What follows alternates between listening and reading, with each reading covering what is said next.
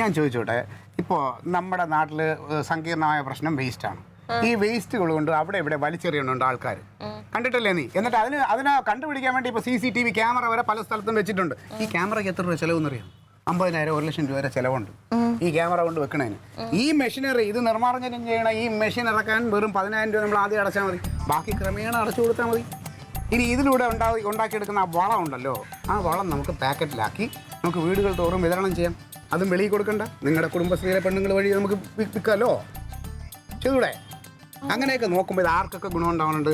ഈ വേസ്റ്റ് വലിച്ചെറിയുന്ന അവർക്ക് ആ രാത്രി പോയി വലിച്ചെറിയുന്ന പേരുദോഷം ഇല്ലാതാകുന്നു.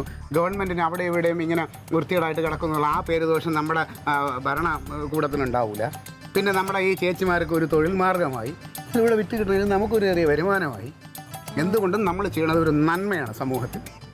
പക്ഷേ ഇത്രയും വേസ്റ്റ് നമ്മൾ എവിടെ നിന്ന് ഒപ്പിക്കും? അത് കിട്ടും.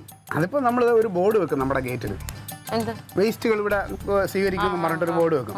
പിന്നെ ഇതിപ്പോൾ എല്ലാവരും വേസ്റ്റ് ഇവിടെ കളയാൻ, സിറ്റിയിലൊക്കെ ഒരുപാട് പ്രശ്നങ്ങളുണ്ട്, അവിടെ ഇവിടെ വേസ്റ്റ് കളയാൻ പറ്റാതെ. അപ്പോൾ അവരൊക്കെ അറിഞ്ഞറിഞ്ഞ് പിന്നെ വേസ്റ്റ് ഇവിടെ കൊണ്ടുപോയി നമ്മളിവിടെ ഒരു ഏരിയ വേസ്റ്റ് ഇടാനായിട്ടൊരു ഇതൊക്കെ വെക്കണം. ഒരു കാര്യം കൂടി ചെയ്യാം.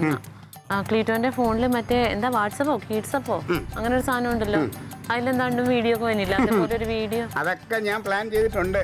ഗ്രൂപ്പിൽ ഞാനൊരു ഇത് പറയുന്നുണ്ട്, ഒരു വിവരണം കൊടുക്കുന്നുണ്ട് ഇങ്ങനെ ഈ നിർമ്മാർജ്ജന പദ്ധതിയെക്കുറിച്ച്.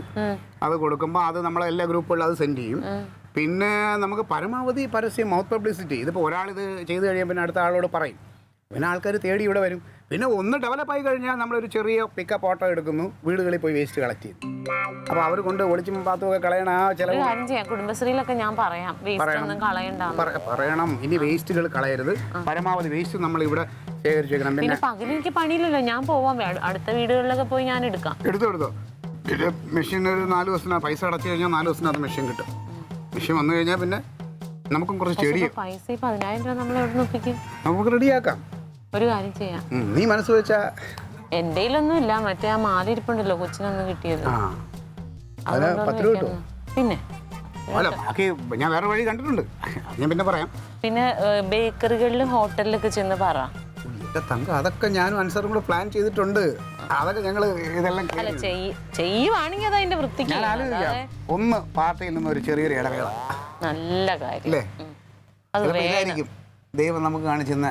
ചിലർ വരുമ്പോൾ ചരിത്രം വഴിമാറും എന്ന് പറയില്ലേ, ഇത് ചിലപ്പോൾ ചരിത്രത്തിന്റെ ഒരു താളുകളിൽ ഒരു വലിയൊരു വിഷയമായി മാറും.